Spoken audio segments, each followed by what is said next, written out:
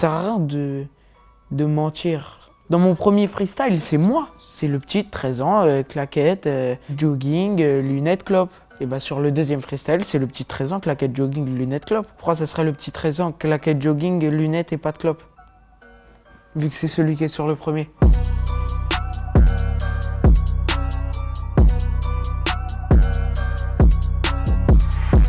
Bah Canoë, rappeur de 16 ans, je sors mon premier projet Sa vie qui est sorti le 4 décembre. J'ai commencé ma carrière sur un freestyle Twitter qui a bien marché. J'ai rebondi et voilà. Moi, depuis que je suis tout petit, je dis à mes parents que j'ai envie d'être sur la scène. T'as capté? Au début, je voulais faire humoriste. Après, je voulais faire le Jamel Comedy Club. Après, je voulais faire les rap contenders. D'ailleurs, les rap contenders, je suis chaud de ouf. Quand j'ai commencé par exemple à écrire mon premier texte, c'était juste pour le kiff. Je me souviens, j'étais au quartier avec mes potes et on tapait sur des barres en métal avec des bâtons, on faisait des percussions. Ce jour-là, je sais pas pourquoi il m'a marqué, mais ce jour-là, il m'a marqué parce que j'ai sorti un texte en impro, tellement je l'ai kiffé, je l'ai retranscrit. Et déjà, rien que ce premier texte, il m'a montré que je savais faire des rimes, t'as capté? J'étais avec mes potes, j'ai commencé à fumer, j'ai commencé à faire de la D et j'ai commencé mon premier texte. Souvent, le rap, ça va avec les conneries. Un rappeur qui a commencé en mode bon, là je veux rapper. C'est pas ça, t'as capté? Peut-être, tu vois, il y en a, c'est ça. Mais en général, tu commences le rap sur une connerie en mode ah vas-y, ça m'a saoulé, boum, tu commences à écrire. Putain, je me suis fait virer, boum, tu commences à écrire. Il y a des gens qui ont des problèmes plus graves que ça, bah, quand ils l'ont, ils commencent à écrire. J'étais content, je me souviens, j'avais un pote qui était avec moi à la maison. Et en fait, au début, le freestyle, il a fait 13 000 vues. Après, il est monté à 60, 100 000, 200 000, 300 000, 500 000, jusqu'à 1 million. Et jusqu'au million de vues, j'étais comme un ouf. J'étais en mode, ouais, non, trop bien, ouais, je vais rebondir. Je mettais des stories, bon, voilà, je fais un freestyle qui a marché, je vais rebondir. J'avais 800 vues sur ma story Insta, je prenais des screens, j'envoyais à tout le monde, ouais, je fais 800 vues et tout, j'étais refait. Pour moi, c'était un buzz.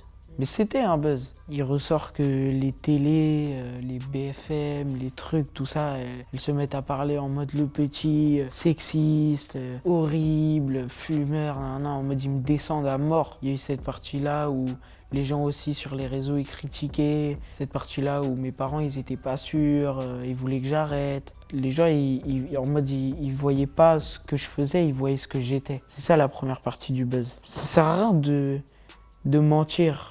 Dans mon premier freestyle, c'est moi. C'est le petit de 13 ans, claquette, jogging, lunettes, clope. Et bah sur le deuxième freestyle, c'est le petit de 13 ans, claquette, jogging, lunettes, clope. Pourquoi ça serait le petit de 13 ans, claquette, jogging, lunettes et pas de clope?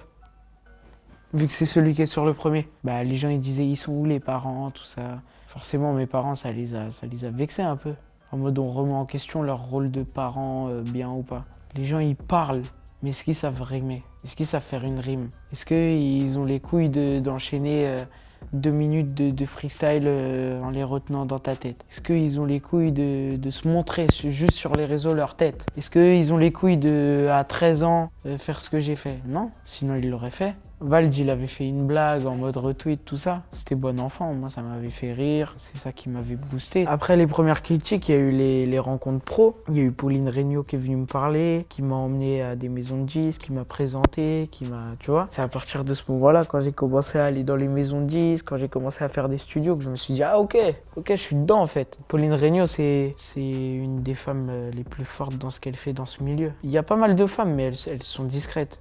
Moi, jusqu'à présent, je savais pas qu'il y avait autant de femmes. Je l'ai appris il y a pas longtemps avec Fif. J'étais avec Fif et il m'a énuméré un nombre de meufs incalculable dans le milieu de la musique. J'étais choqué. Mais Pauline, elle m'a appris qu'il y avait quelque chose à faire et que j'étais pas bon qu'à freestyler, mais aussi à faire des mélodies, à faire des sessions, à travailler plusieurs heures d'affilée sans m'arrêter. Tu vois ce que je veux dire? Je sentais qu'il y avait un truc, mais sans prétention, j'avais pas du tout le niveau que j'ai aujourd'hui. Mais sans prétention encore une fois, mais là, tu vois, on revient au Canoë insolent.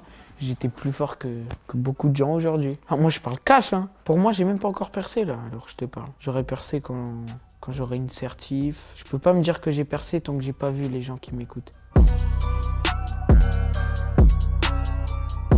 Moi, comment j'écris, j'ai beaucoup de mal à écrire chez moi. J'ai beaucoup plus de facilité à écrire au studio parce que je suis dans l'ambiance studio. Je suis dans l'ambiance taf, donc je taffe.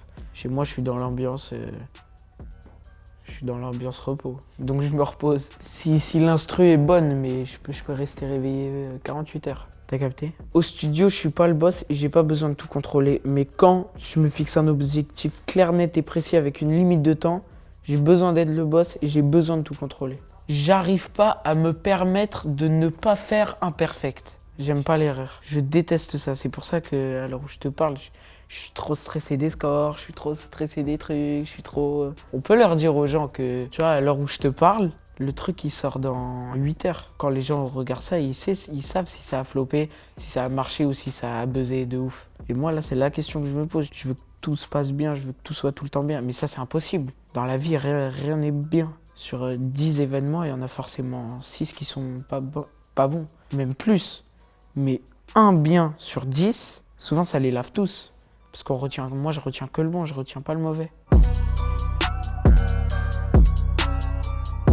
Canoë, c'est Noé. Je suis le même devant les caméras qu'à la maison. C'est-à-dire quand il faut avoir une discussion sérieuse hors caméra, je parle comme je te parle là maintenant. Donc les gens, ils se sont attachés à moi, à la musique aussi. Parce qu'ils peuvent pas s'attacher à quelqu'un s'ils aiment pas ce que quelqu'un fait. Tu vois, je pense que c'est tout un ensemble de choses qui fait que je plais aux gens qui m'écoutent. Non. Crois-moi que non. Je vais répondre honnêtement. Les sous, à l'heure où je te parle, je galère encore à acheter mes clopes. Même si demain je suis plus connu que Gims, j'ai plus de sous que Bill Gates, je galérerai encore à acheter mes clopes jusqu'à mes 18 piges. Parce que je suis mineur, je peux pas toucher mes sous. C'est-à-dire, je peux pas te répondre. Regarde, je suis en survêt. La vie de ma mère, si j'avais eu des sous de ouf, mais laisse tomber. Là, je serais arrivé sapé, grosse lunette de soleil, gros cigare. Gros, non, je suis pas bling bling, mais t'as capté, je serais arrivé classe. Je sais pas si ça aide, tu peux commencer à tout âge, mais quand tu commences à l'âge auquel j'ai commencé, ouais, ça aide, parce que tu choques les gens. Même sur la petite miniature de la vidéo YouTube, ils vont un petit clic, parce qu'ils se disent, oh, ok, pourquoi clip officiel à côté de la tête d'un gosse? Donc ouais, forcément, ça aide un peu, mais bon, y a pas que ça.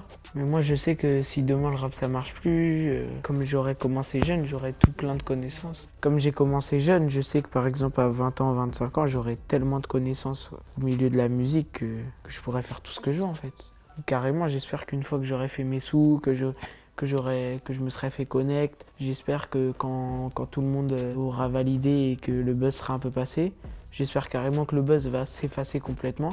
Comme ça, je redeviens anonyme et j'ai les connaissances. Je serai homme de l'ombre, genre manager, directeur artistique, j'ouvrirai un label, j'ouvrirai mon propre studio, je deviendrai ingé son. Moi, j'ai envie de mourir pépère, j'ai pas envie de mourir sous les yeux des caméras. Fais du sale, va au bout de tes rêves, va jusqu'au bout. Et seulement quand tu seras au bout, tu verras si ça te plaît ou pas. Tu veux devenir boulanger, fais une baguette et quand tu as fini ta baguette, tu sais si c'est ça que tu veux faire. Quand tu songes à faire du rap, fais-en. Et quand tu en as fait, tu sais si c'est ça que tu veux faire.